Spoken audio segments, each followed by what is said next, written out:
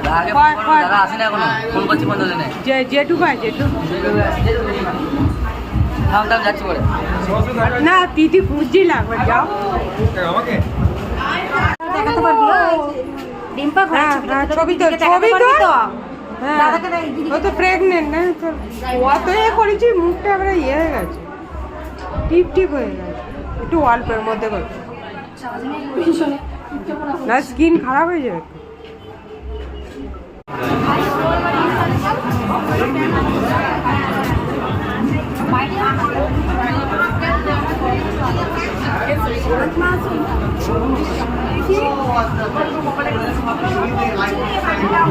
Thank you.